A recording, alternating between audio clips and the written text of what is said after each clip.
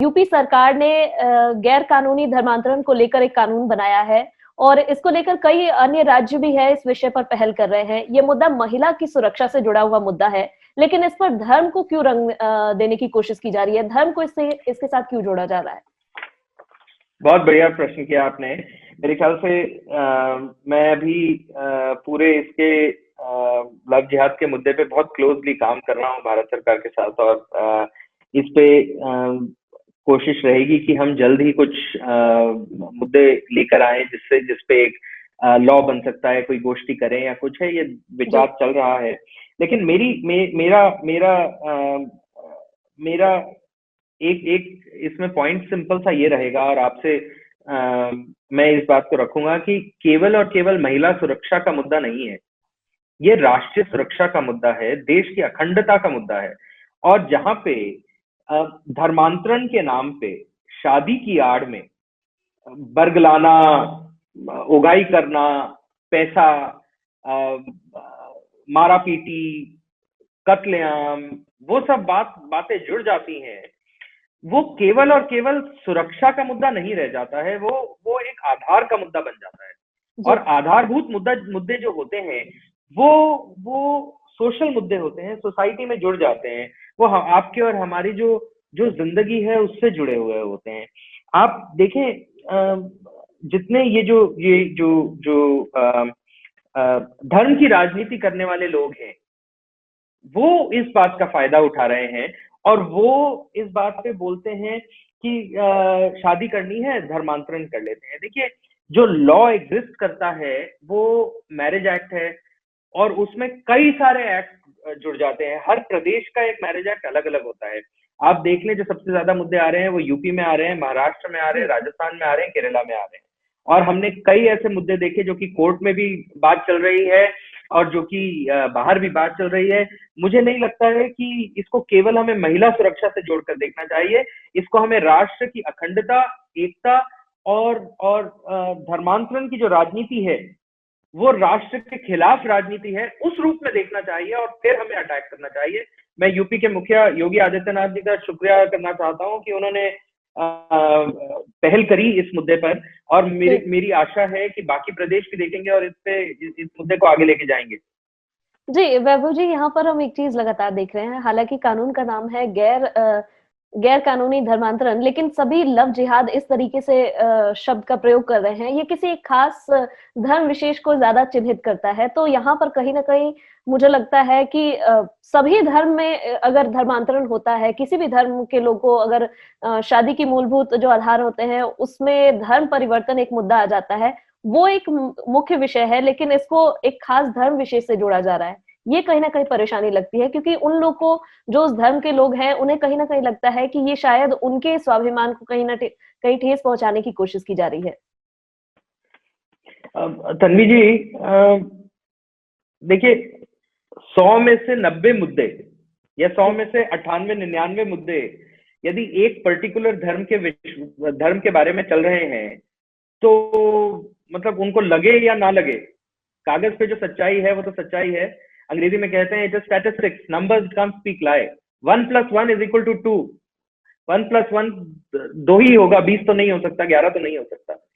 ठीक है, तो जो आंकड़े हैं अगर उसी के हिसाब से हम देखें, तो एक समुदाय विशेष के बारे में अगर यदि बात हो रही है, तो वो तो आंकड़े बात कर रहे हैं। ना तो भारत सरकार में कुछ बोला, ना मैंने ये बोला, ना आपने ये बोला कभी भी। हम तो वही बात कर रहे हैं जो समाज में हमारे आसपास हमें इर्द गिर्द दिख रही है। और जहां तक ये मुद्दे की बात है कि जो समाज में हमें आसपास दिख रही है, मेरे ख्याल से अच्छा, एक बात बताइए, मेरे कई दोस्त हैं जो दूसरे धर्मों में भी शादियां हुई हैं उनकी। उन धर्मों से तो भारत में एक धर्म तो है नहीं। भारत तो बहुत सुंदर देश है जिसमें सारे धर्म, ना धर्म, एथिस्ट जिसको कहते हैं, जो धर्म नहीं मानते हैं, उनका धर्म स्वयं होता है, वो उसके भी लोग रहते हैं। बुद्धिज्म भी है, क्रिश्चियनिटी भी है, सिखिज्म भी है, मुस्लिम्स भी हैं, हिंदूज भी हैं, हिंदूज के साथ जोराष्ट्रिज्म भी है, पारसी भी है। भारत तो एक महान देश है जिसके अंदर सारे धर्मों के लोग रहते हैं। बाकी धर्मों में क्यों नहीं कोई मुद्दा उछलता? केवल और केवल एक धर्म के इर्द गिर्द ही क्यों चलते रहते? तो वो मेरे ख्याल से हमें उसको एक क्या कहते हैं, उसमें एक वो क्या है, इंटरनल स्टडी करनी चाहिए, अपने आप को स्टडी करनी चाहिए, और ये देखना चाहिए कि यदि हम बात कर रहे हैं लव जिहाद की, तो उसको कोई ना कोई तो टूल दे रहा है। राजनीतिक फायदा जिन दलों को हो रहा है वो जी, उसको टूल दे रहे हैं।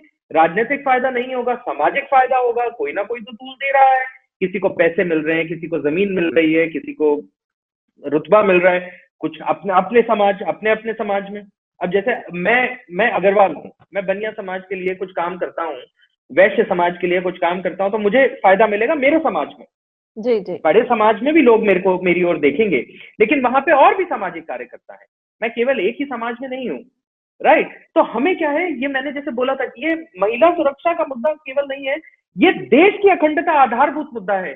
उसको आधारभूत मुद्दे को देश के स्वरूप में यदि हम देखेंगे तो जी। बहुत अच्छा रहेगा, और देश के स्वरूप में यदि हम नहीं देखेंगे तो फिर मतलब इसी तरह हमारे देश की महिलाओं का दिक्कत होती रहेगी, आपको और हमको परेशानी होती रहेगी, आपके भी मित्र हैं, मेरे भी मित्र हैं, सबको बुरा लगता रहेगा। मेरे ख्याल से इस पे और सुदृढ़ रूप से हमें कानून लाने की जरूरत है। जी, वहीं स्पेशल मैरिज एक्ट के तहत लगने वाले जो वक़्त की अगर हम बात करें, तो उसके कारण कई बार हमने सुना है कि जल्दबाज़ी में जो 2 जोड़े होते हैं, वो धर्मांतरण कर लेते हैं ताकि जल्द से जल्द उनकी शादी हो जाए। क्योंकि हम सभी जानते हैं कि 2 धर्म के लोग जब शादी करते हैं, तो कहीं न कहीं कई तरीके के प्रेशर्स उन पर होते हैं। तो क्या इस प्रक्रिया को थोड़ा-सा आसान बनाने की तरफ कुछ विचार किया जा सकता है, ताकि बिना धर्म को बदले वो स्पेशल मैरिज एक्ट के तहत शादी कर सकें? तन्वी जी, जिस शादी का इरादा धर्मांतरण से शुरू हो, वो तो उस रिश्ते की तो बुनियाद ही बेबुनियाद है। तो यदि हम इसको देखें, और स्पेशल मैरिज एक्ट के तहत जो मैरिज का पूरा प्रोसीजर है, 2014 आने के बाद मोदी सरकार ने, हम जब से सरकार में आए 2014 से, मोदी सरकार ने इस पूरे मुद्दे को डिजिटाइज कर दिया है, और डिजिटाइजेशन के साथ साथ ये जो मुद्दा है, ये केवल 30 दिन के अंदर नोटिस और मैरिज होने का रहता है, और इसके बाद 90 डेज का कूलिंग पीरियड होता है। तो मेरे ख्याल से ये तो दो प्रोंग्ड अप्रोच है। सीधा जो एसडीएम होता है उसके ऑफिस में एक नया ऑफिस बना दिया है, उसके अंदर सब हो रहा है। तो मेरे ख्याल से तो इसमें बिल्कुल धर्मांतरण की कोई जरूरत ही नहीं है। यदि मतलब अ, लोगों को कहते हैं ना कि काम ना करने के बहाने चाहिए, तो वो काम ना करने के बहाने हैं, और उस हिसाब से लोग उस चीज को, लोगों के, हमारे समाज के लोग जो है ना वो बड़े सीधे होते हैं। तो हमारे समाज के लोगों को जो जो सीधापन है ना, ये उसका फायदा उठाने वाली बात है, तो वो नहीं है। और मेरे ख्याल से ये जो पूरा प्रोसीजर है, ये तो बिल्कुल स्ट्रेट फॉरवर्ड प्रोसीजर है, और मुझे नहीं लगता है कि इसमें कोई भी दिक्कत है। और यदि इसकी आड़ में कोई ये बोले कि हम मेरे को धर्मांतरण करके फिर शादी करनी है, तो वो तो क्लियर दिख रहा है कि वो बेबुनियाद रिश्ता बनने वाला है। जी। जी, बहुत-बहुत धन्यवाद वैभव जी, आपने अपनी बातों को हमारे साथ साझा किया, उसके लिए आपका बहुत-बहुत धन्यवाद। Thank you Tanvi ji.